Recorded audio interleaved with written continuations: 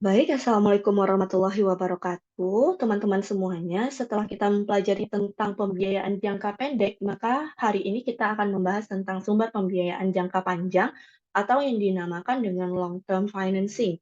Di mana sebelumnya kita sudah bedakan bahwasannya pembiayaan jangka pendek adalah di mana dananya tersebut itu jangka waktunya adalah kurang dari 1 tahun. Sedangkan untuk pembiayaan jangka panjang itu lebih besar. Oke, lanjut kita masuk kepada slide berikutnya. Nah, sebelum kita membahas lebih detail, kita harus tahu dulu nih alurnya. Sumber dana jangka panjang itu dapat berupa apa sih? Nah, sumber dana jangka panjang itu kita dapat kategorikan menjadi tiga. Yang pertama adalah berbentuk debt financing, ya, utang. Nah, selanjutnya adalah equity financing di dalam perusahaan, dan selanjutnya adalah hybrid financing, di mana dia itu bisa keduanya antara debt dan equity. Oke, selanjutnya kita bahas satu-satu. Debt financing itu berarti dia bisa berasal dari eksternal perusahaan, contohnya adalah berhutang kepada bank dan juga berhutang pada lembaga keuangan bukan bank atau non-bank. Dan lanjut kita juga dapat menerbitkan yang namanya obligasi di sana. Nah, untuk hutang bank dan hutang pada lembaga keuangan bukan bank itu adalah sifatnya non-public, dan obligasi itu sifatnya adalah bisa dijual di publik dan dijual terbatas. Oke, lanjut kita masuk kepada yang kedua, itu adalah equity financing. Di mana equity financing ini kita bisa dari internal perusahaan berupa kita menerbitkan saham dan juga bisa dilaba ditahan, dan juga itu selanjutnya itu bisa dari angel angel investor dan modal ventura. Nah, saham ini sifatnya adalah bisa dijual di publik dan juga non-public, disebut dengan penyertaan seperti itu. Sedangkan kalau hybrid financing itu dapat berupa saham preferen, terus waran dan convertible. Nah, kalau waran itu seperti adanya pemanis ya yang mendampingi surat berharga yang diterbitkan. Misalnya ada suatu saham yang diterbitkan diiringi dengan waran, di mana misalnya siapa yang membeli saham pada saat ini itu dapat hak berupa memesan efek terlebih dahulu kalau seandainya perusahaan tersebut nantinya menerbitkan saham baru gitu. Nah, selanjutnya adalah convertible. Ini bisa dihubungkan dengan bond obligasi convertible, yaitu nanti misalnya teman-teman kalau misalnya teman-teman membeli obligasi obligasi perusahaan tersebut, teman-teman dapat nih mengkonvertnya atau menukarkannya kepada saham gitu. Nah, lanjut kita bahas satu-satu. Untuk sumber pembiayaan jangka panjang ini, tadi dibilang bahwasannya kelompok sumber pembiayaan jangka panjang ini dapat berupa sumber non-permanen dan juga sumber yang relatif permanen. Kalau non-permanen itu berarti dari eksternal perusahaan atau luar perusahaan, yaitu contohnya utang jangka panjang di mana ada pinjaman dari lembaga keuangan bank dan non-bank, terus juga dapat berupa obligasi dan alternatif dari leasing. Nah, leasing ini nanti juga akan kita bahas di bab selanjutnya. Selanjutnya, untuk sumber yang relatif permanen itu dapat berasal dari dalam perusahaan, berarti internal perusahaan. Misalnya, perusahaan tersebut menerbitkan saham biasa, saham preferan, dan juga menahan laba yang disebut dengan laba ditahan atau return earning. Oke, untuk hutang jangka panjang itu adalah janji yang dikeluarkan oleh perusahaan untuk membayar apa? Membayar pokok pinjaman dan juga sejumlah bunga tertentu dalam jangka waktu yang tertentu pula. Nah, hutang jangka panjang ini, instrumen hutang jangka panjang itu ada dua misalnya, itu yang pertama adalah meminjam ke lembaga keuangan bank atau non-bank. Nah, di mana bank bertindak sebagai intermediator atau penghubung ya antara investor, pihak yang memiliki kelebihan dana, dengan perusahaan, di mana perusahaan ini pihak yang defisit dana atau kekurangan dana. Dan yang kedua, bisa dalam menerbitkan obligasi dan dijual ke investor, di mana obligasi ini akan melewati atau membypass pihak intermediator. Misalnya, kalau kita ketahui misalnya Bursa Efek Indonesia intermediatornya.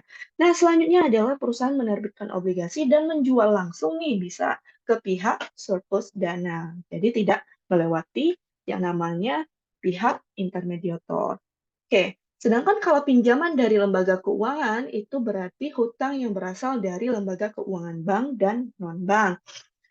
Nah, pinjaman dari lembaga keuangan itu disebut juga dengan namanya term loan, ya. Karakteristik pinjaman tersebut adalah adanya amortisasi, di mana amortisasi ini berupa cicilan dan bunganya, adanya jaminan, adanya kecukupan modal kerja, dan menyiapkan laporan keuangan tentunya. Adapun pedoman untuk pinjaman ini, kita mampu meminjam di lembaga keuangan itu adalah prinsip dari 3R dan 5C. Jadi ketika kita itu mau meminjam uang kepada pihak atau lembaga keuangan, kita akan dicek nih 3R dan 5C kita. Nah, apakah kita lulus atau tidak? Nah, ini yang dilihat itu apa aja? 3R itu berarti return-nya. Perusahaan itu berapa? Repayment capacity-nya, kemampuan dari perusahaan tersebut mengembalikan hutangnya, dan risk bearing ability. Berapa sih risiko yang dibawa oleh kredit tersebut? Nah, selanjutnya 5C ini adalah karakteristik dari si peminjam, terus kapasitinya berapa, kapitalnya juga berapa, kolateralnya berapa, dan condition dari perusahaan tersebut bagaimana. Nah, di sini sudah dijelaskan satu persatu bahwa return itu adalah hasil yang diperoleh dari penggunaan kredit yang diminta, repayment capacity adalah kemampuan perusahaan mengembalikan pinjaman dan bunganya, sedangkan risk bearing ability adalah kemampuan perusahaan menanggung risiko kegagalan atau tidak kepastian yang berkaitan dengan penggunaan kredit tersebut, gitu. Nah, untuk pedoman 5C itu adalah karakteristik kemauan peminjam atau debitur untuk memenuhi kewajibannya, sedangkan capacity adalah kemampuan pengelolaan perusahaan dengan efektif dan efisien terhadap kredit yang dia gunakan. Selanjutnya adalah kapital, posisi keuangan perusahaan atau debitur atau peminjam secara keseluruhan. Dan yang keempat, kolateral itu ada nggak sih jaminannya seperti itu.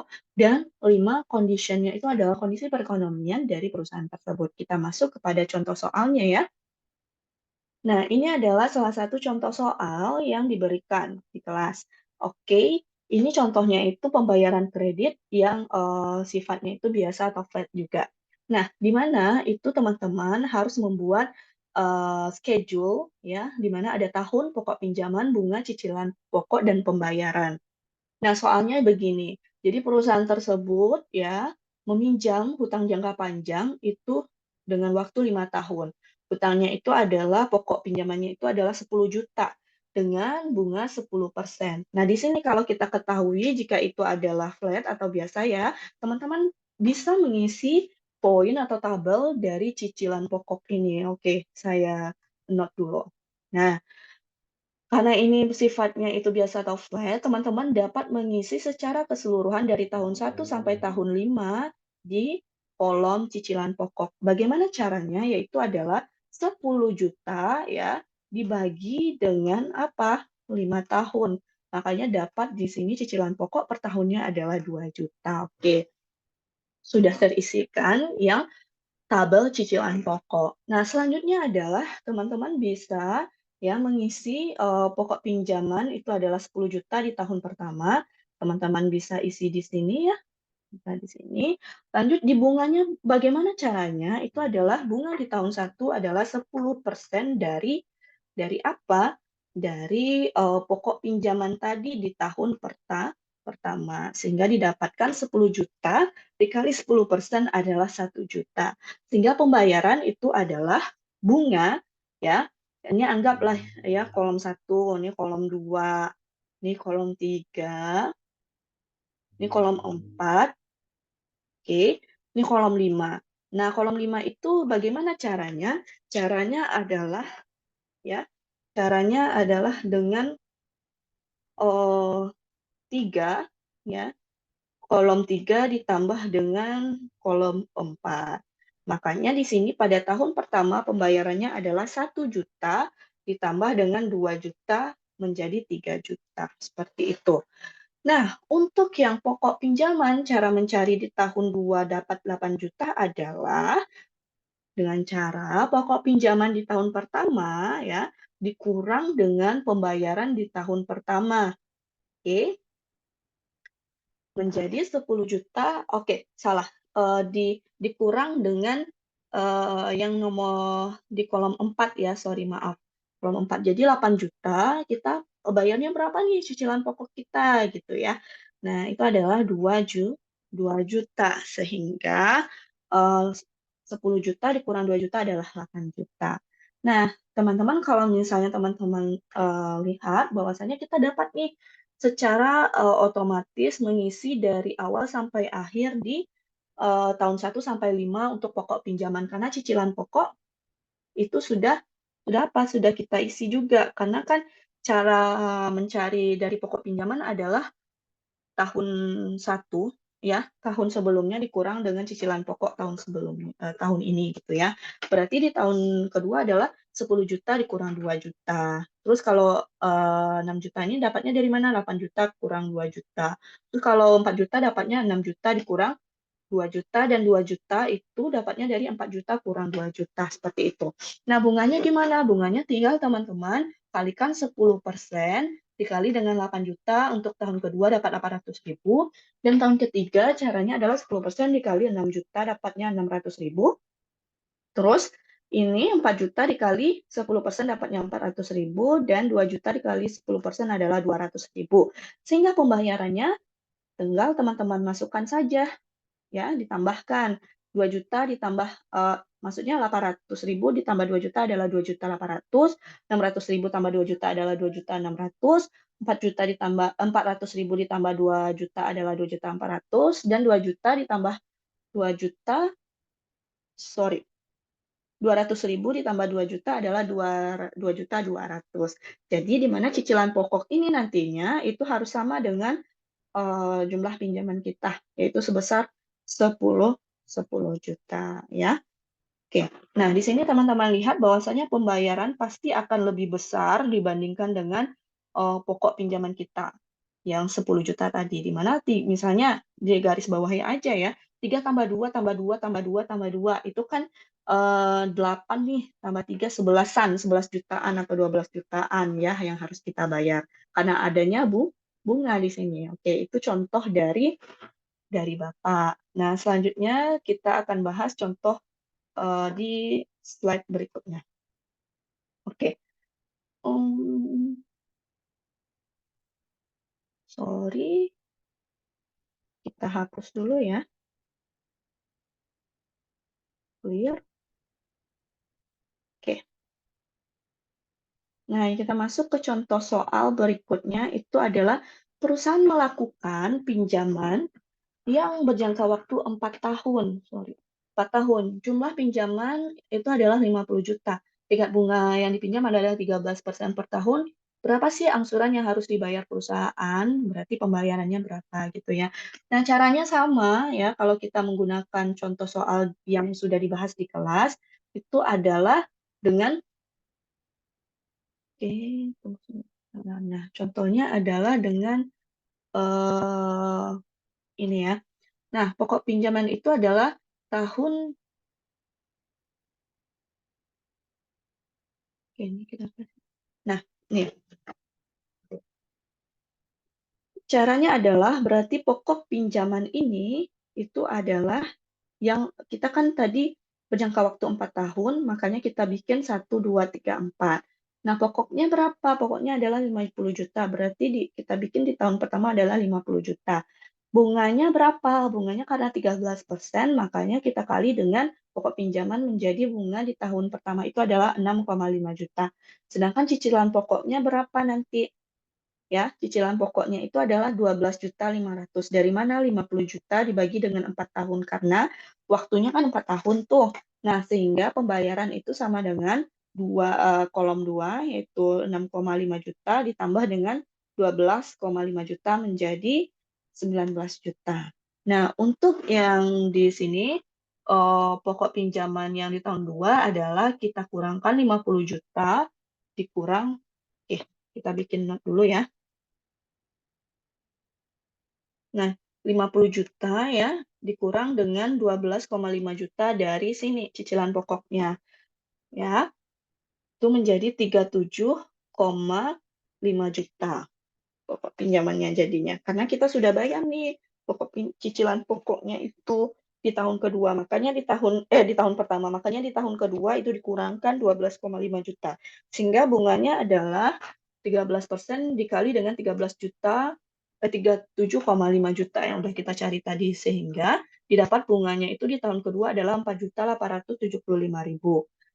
Nah, untuk pembayaran ya, kita kan udah bisa nih ngisi semuanya di cicilan pokok, makanya kita bisa lanjut di pembayaran saja. Pembayaran tinggal ditambah antara kolom 2 dengan kolom 3, sehingga didapatkan 17.375.000. Begitu juga seterusnya di tahun ketiga dan tahun keempat, di mana tahun ketiga itu adalah 37,5 juta ya, karena ini kan pokok yang di tahun sebelumnya dikurang dengan cicilan pokok kita kemarin, di tahun kemarin atau tahun kedua, 12,5 juta, sehingga dapat 25 juta. Oke, lanjut ya. Makanya bunganya itu bisa 13% dikali 25 juta, dapat 3.250.000. Karena cicilan pokoknya 12,5 juta, maka pembayaran kita tambahin antara bunga dengan cicilan pokok menjadi 15.750.000. Dan di tahun keempat, di tahun terakhir, itu berarti 25 juta pokok kita ya, dikurang 12,5 juta ya di sini. Makanya pokok pinjaman kita menjadi berapa? 12,5 juta. Nah, 13% kali 12,5 juta adalah 1.625.000. Sedangkan cicilan pokok tadi 12,5 juta, maka pembayaran kita pada tahun keempat, tahun terakhir adalah 14.125.000, 125.000. Tuh. Nah, kalau kita jumlahkan, ini pastinya jumlahnya adalah 50 juta. Sedangkan untuk yang pembayaran kita pasti lebih besar daripada 50 juta. Karena apa? Karena di sini ada yang namanya bunga. Oke, lanjut ya. Kita ke contoh soal berikutnya. Nah, ini adalah perhitungan angsuran pinjaman jika kita menggunakan metode yang bukan flat atau biasa, di mana ini ada anuitas nantinya ya, teman-teman, angsuran pembayaran pinjaman per periodenya. Contoh soalnya itu kita rumus untuk mencarinya ya, itu adalah pokok pinjaman dibagi dengan sigma dari N ya, waktunya berapa sampai dengan T. Nah, 1 per dibagi dengan 1 per 1 tambah I pangkat T, di mana I ini adalah tingkat bunga pinjaman. Oke. T ini adalah tahun keberapa gitu ya, tahunnya. Untuk lebih jelasnya kita masuk ke contoh soal. Contohnya itu adalah perusahaan melakukan pinjaman yang menjangka waktu 4 tahun ya, sama contoh soalnya sama yang contoh soal yang di flat tadi. Jumlah pinjaman 50 juta, tingkat bunga pinjaman 13% per tahun. Yang ditanya adalah berapa angsuran yang harus dibayar perusahaan. Nah, ini adalah yang dibikin oleh Bapak ya. Ini teman-teman bisa cari satu persatu dengan menggunakan yang ini gitu. Nah, kalau yang ini itu adalah kalau seandainya teman-teman punya tabelnya nanti. Tabel secara langsung teman-teman bisa dapatkan berapa sih anuitasnya, jumlahnya gitu ya. Nah, kita masuk ke schedule pembayaran pinjaman, di mana teman-teman harus membuat nih schedule-nya itu ada tabel waktu, angsuran pinjaman, cicilan bunga, cicilan pokok, dan saldo akhir. Di mana untuk cicilan bunga tersebut berarti 13%, tadi kan udah diketahui di soal 13% ya bunganya, dikali dengan saldo akhir, berapa di tahun sebelumnya. Gitu ya. Dan cicilan pokok itu adalah bagaimana angsuran pinjaman ya, itu dikurangi dengan cicilan bunga. Oke, kita masuk satu-satu.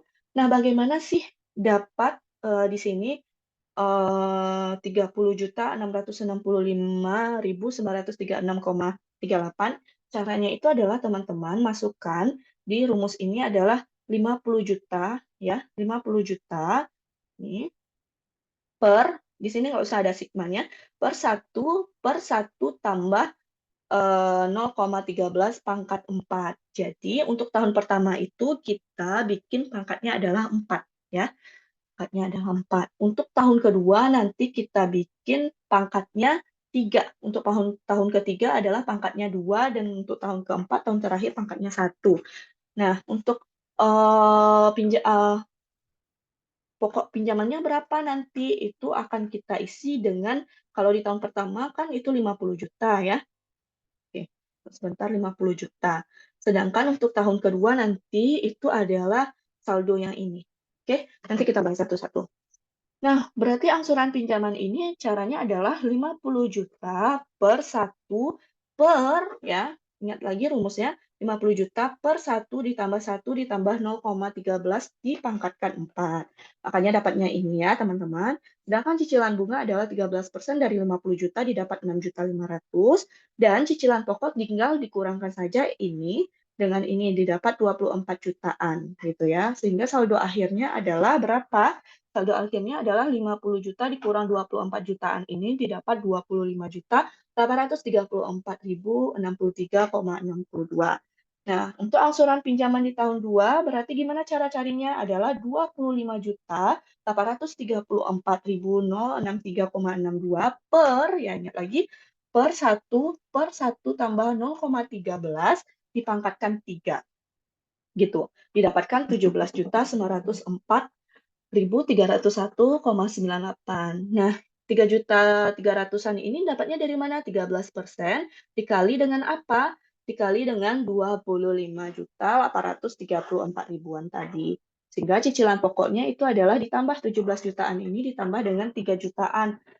Dikurang 3 jutaan, yaitu adalah 14.545.000-an. Sehingga didapat saldo akhirnya adalah 4 ini, 25 jutaan ini dikurang dengan 14 jutaan, itu didapat 11 jutaan gitu ya. Nah, untuk angsuran pinjaman di tahun ketiga, berarti kita dapat mencarinya dengan 11 juta, 189,91 itu dibagi dengan apa? Dibagi dengan 1 per 1 ditambah 0,13 dipangkatkan dengan 2. Makanya didapatkan 8.840.000-an. Nah, cicilan bunganya caranya gimana? 13% dikali dengan 11 jutaan tadi, didapat 1 jutaan ini. Sehingga cicilan pokoknya adalah 1 dikurang 2, yaitu adalah 8.800.000-an ini, dikurang dengan 1 jutaan, dapat 7 jutaan. Sehingga saldo akhirnya itu adalah 11 jutaan ini, dikurang dengan 7.300.000-an tadi. Sehingga didapat 3.900.000-an. Nah, untuk yang tahun terakhir, itu berarti caranya adalah 3.900.000-an ini per 1 ditambah 0,13 dipangkat dengan 1. Sehingga didapatkan 3.464.000-an. Nah, cicilan bunganya adalah 13% dari 3.900.000-an ini adalah 508.994,99. Cicilan pokoknya adalah dikurangi 3 juta, dikurang dengan 500-an ini didapat berapa? Didapat dengan 1 dikurang 2 tadi. Oke, 1 dikurang 2 ini. Sehingga didapat 2.955.913,09 ya. Oke. Nah, kita lihat bahwasanya cicilan pokok tadi itu harus ya, ini akan mendekati 50 juta. Seperti itu. Nah, kalau menurut saya ya, ini harusnya cicilan pokok itu ya, pembayaran. Oke. Nah, ini kan kalau seandainya itu angka tersebut tidak sama dengan 50 juta, berarti nanti itu akan di saldo akhirnya ini tetap dibikin nol gitu. Jadi dia harus bayar semuanya. Kayak gitu ya. Oke. Itu adalah tentang schedule pembayaran pinjaman. Nah, tadi kan kita ketahui bahwasanya sumber dana jangka panjang ini ada berupa yang namanya hutang bank, ya, saham, dan juga obligasi. Gimana sih kalau contoh soalnya itu terkait dengan hutang bank, saham, dan obligasi tersebut? Nah, kita akan bahas satu-satu. Oke, kita masuk ke screen yang selanjutnya. Oke, contoh soalnya ya. Nah, adapun rumus hutang jangka panjang, itu sumber pendanaan tidak terbatas dan biaya modal rata-rata juga kita akan belajar nih di hutang jangka panjang ini. Di mana hutang jangka panjang itu adalah lebih dari 1 tahun, misalnya obligasi dan hutang bank gitu ya. Cara mencarinya itu rumusnya ini teman-teman. KD ya atau biaya modal tadi itu adalah sama dengan bunga ditambah dengan pinjaman pokok dikurang dengan pinjaman neto dibagi waktu per pinjaman pokok ditambah pinjaman neto per 2 gitu. Di mana bunga adalah tingkat bunga dikali pinjaman pokok dikali 1. Ya, ini rumusnya sudah saya catatkan, teman-teman. Nah, sedangkan sumber pembiayaan tidak terbatas itu contohnya adalah saham preference ya, itu.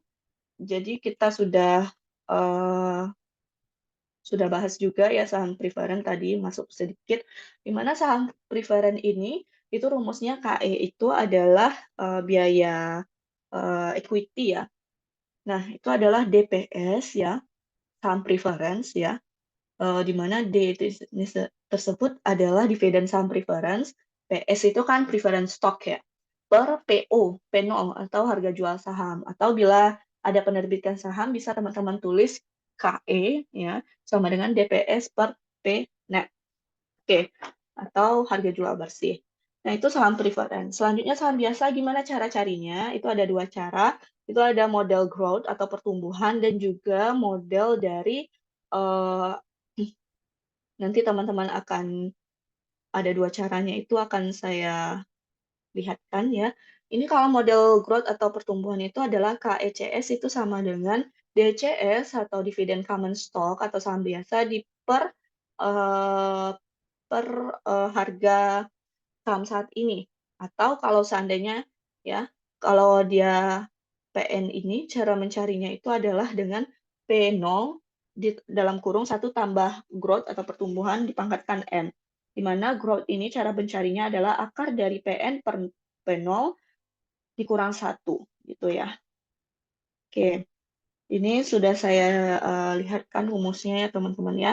Nah, selanjutnya adalah kita masuk kepada yang namanya itu rata-rata tertimbang biaya modal rata-rata tertimbang atau capital asset pricing model. Itu maksudnya adalah ketika kita menggunakan hybrid tadi. Jadi kita menggunakan hutang juga dan menggunakan equity juga. Bagaimana sih caranya mencari biaya modal dari rata-rata tertimbang tersebut, di mana KECS itu adalah sama dengan RF atau return risk free atau bebas risiko seperti surat berharga Indonesia atau ORI obligasinya. Nah, selanjutnya itu adalah ditambah dengan RM, yaitu return market atau pasar IHSG dikurang dengan RF tadi, dikalikan dengan beta, di mana beta itu adalah koefisien sensitivitas perubahan return saham perusahaan akibat berubahnya return pasar gitu. Nah, di mana beta ini dapat kita cari dengan korelasi saham perusahaan J dengan pasar, ya, perusahaan kita dengan pasar. Terus juga ada standar deviasi dari saham perusahaan J dikali dengan standar deviasi pasar dibagi dengan standar deviasi pasar diakarkan. Nah, kita akan masuk ke contoh nanti untuk lebih jelasnya.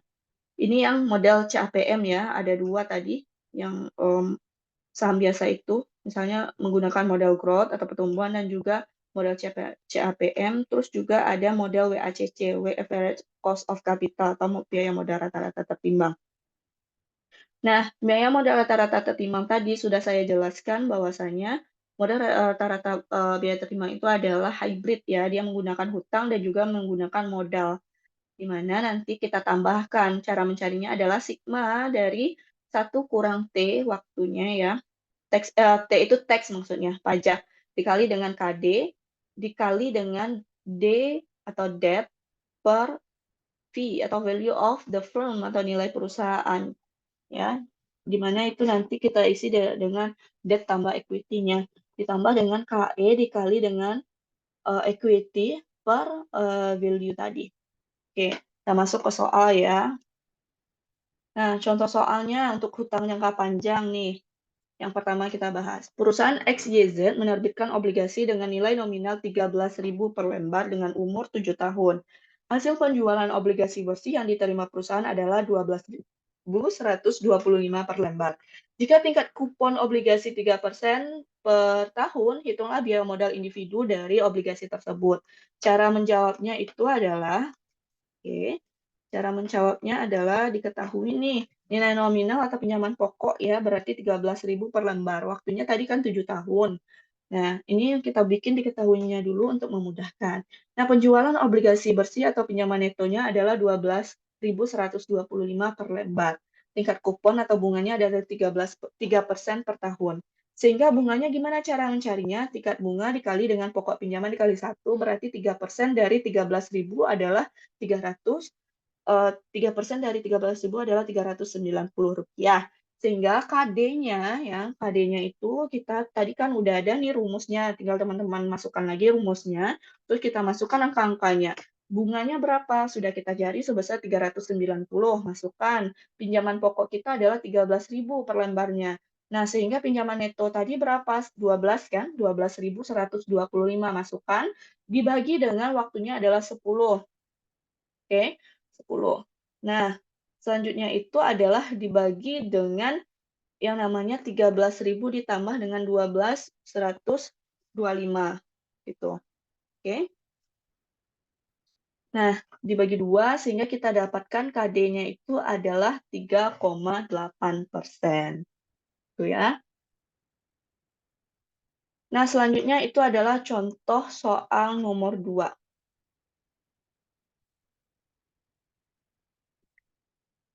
Saham preferen. Nah, perusahaan menjual saham preferen 20.000 per lembar dengan pembayaran dividen per tahun 2.300 per lembar.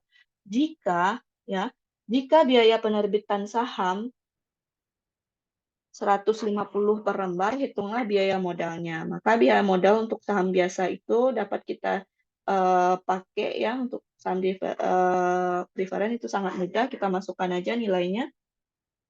Oke. Nilainya itu adalah sebesar 2.300 dibagi dengan 20.000 dikurang dengan 150. Karena netnya tadi kan, karena ada biaya penerbitan, makanya untuk yang bersih kita kurangi dulu dengan biaya, maka didapatkan 11,5%. Oke. Ini mungkin teman-teman bisa lihat ya, ini waktunya 10. 10 mungkin ini salah masukkan. Mungkin teman-teman bisa cari ya, kalau waktunya itu 7 tahun berarti 7 ya. Coba teman-teman cari berapa nanti hasilnya.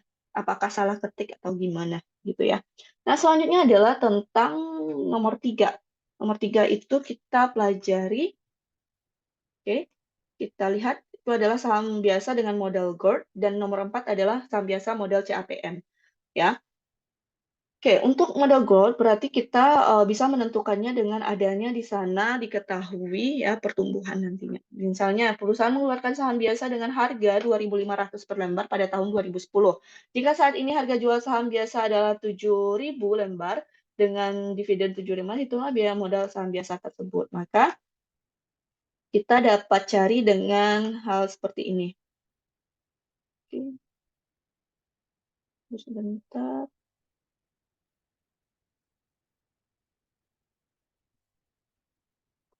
Ini kenapa? Kayak gini. Oke, bisa lagi ya. Tunggu sebentar ya teman-teman. Oke, kita masuk ke nomor 3 tadi, berarti P0-nya adalah di 2010 adalah 2.500, sedangkan PN saat ini atau harga netnya itu adalah 7.000 per lembar. Nah, dividen common stock-nya itu adalah 700 rupiah per lembar, dan N-nya itu berarti dari 2016 sampai 2010, yaitu 6 tahun gitu ya.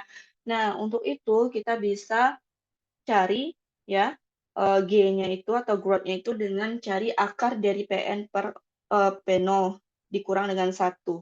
Ya, diakarkan dengan N-nya tadi adalah 6, berarti 7.000 per 2.500 adalah dikurang 1 adalah 0,1872. Nah, B. Yang B-nya itu adalah karena PN sudah diketahui, maka langsung mencari KE-nya saja. Karena kan udah diketahui PN-nya ada 7.000 ya. Nah, kalau teman-teman mau mencari lagi, berarti itu adalah 7 ya. Itu karena udah diketahui nggak usah dicari lagi gitu maksudnya. Nah, yang di C adalah KECS atau biaya modal common stock itu adalah DCS ya, dividennya itu berapa tadi diketahui 700 ya, bagi dengan PN 7.000 ditambah dengan growth-nya sebesar 0,18 ya. Makanya didapatkan KECS-nya itu adalah 28,72. Nah, untuk yang WACC ya, WACC teman-teman tinggal masukkan di rumusnya itu, sebelum kita cari WACC-nya, cari dulu betanya berapa. Karena kan di WACC tersebut ada beta rumusnya. RF ditambah RM dikurang RF dikali beta. Nah, kita cari betanya dulu, karena udah diketahui nih, apa namanya, untuk PJM-nya itu adalah 0,4 ya. Terus juga ini ada standar deviasi dari J tersebut, ya perusahaan J itu adalah sebesar 0,3 dan standar deviasi dari market itu adalah 27% dibagi dengan RM pangkat 2, ya 0,27 pangkat 2 didapatkan sebesar 44% kurang dari satu, maka kurang sensitif nih perusahaan kita terhadap perubahan pasar. Makanya kita masukkan lagi ke rumus CAPM. Masukkan RF kan tadi 0,1, RM 0,15, RF juga 0,1 dikurangkan dikali dengan 0,44 yang sudah kita cari di beta tersebut. Oke, didapatkan biaya modal dari common stock kita dengan CAPM itu sebesar 12,2%. Oke, lanjut kita masuk ke soal yang WACC ya. Oke, maaf ini menggunakan rata-rata tertimbang ya teman-teman. Nah, ini menggunakan yang namanya capital asset pricing model ya CAPM. Nah, sekarang WACC nih, rata-rata tertimbang ketika kita menggunakan hybrid. Oke, rumusnya tadi kan udah nih. Nah, contoh soalnya lagi ya. Nah, soalnya itu adalah PT Merpati Karya memiliki total aktiva sebesar berapa? Sebesar 800 juta. Dibiayai dengan yang terdiri dari obligasi sebesar 200 juta dengan biaya modalnya itu, ya, cost of debt-nya itu adalah 15%, saham preference sebesar 200 juta dengan KE-nya 11%, dan saham biasa itu 350 juta dengan KE-nya 20%, dan laba ditahan adalah 50 juta rupiah. Hitunglah biaya modal keseluruhan yang harus ditanggung PT Merpati jika pajaknya itu adalah 35%. Nah, kita masukkan dulu yang diketahui apa aja. Yang diketahui adalah dari value dari perusahaan tersebut adalah 800 juta, di mana itu dibiayai dengan hutang atau obligasi itu adalah 200 juta, yang KD-nya itu adalah 15%, terus juga saham preferen itu 200 juta, sebesar 11% biaya modalnya. Selanjutnya untuk saham biasa adalah KE-nya itu 20%, untuk value-nya itu adalah 350 juta, dan equity-nya itu yang ketiga adalah laba ditahan itu sebesar 20% biaya modalnya dengan 50 juta. Dengan tax adalah 35%. Karena udah diketahui teman-teman tinggal masukkan aja. Sigma dari satu berarti satu dikurang dengan pajak yaitu 0,35 0,35 yaitu 35% ya, dikali dengan KD-nya adalah yang obligasi yaitu adalah 0,15 per D-nya berapa? 200 juta, sedangkan value-nya adalah 800 juta. Nah, karena equity-nya itu ada 3 dari saham preferen dan juga saham biasa dan laba ditahan, makanya teman-teman tambahkan dulu. Masukkan ya angkanya. Ini udah saya jabarkan. Selanjutnya teman-teman dapat mencari hasilnya.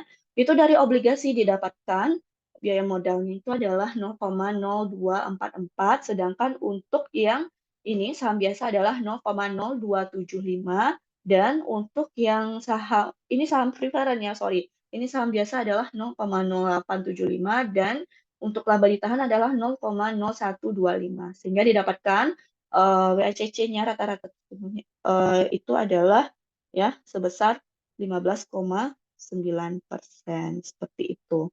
Oke, itulah pembahasan kita tentang yang namanya hutang jangka panjang yang lebih dari 1 tahun. Ya, itu bisa berupa hutang jangka panjang ini dari lembaga keuangan ataupun non keuangan. Ya, itulah pembahasan kita untuk sumber dana jangka panjang. Selanjutnya kita akan bahas tentang yang namanya leasing dan nanti kita akan bandingkan dengan borrowing. Oke, terima kasih atas perhatiannya teman-teman. Assalamualaikum warahmatullahi wabarakatuh.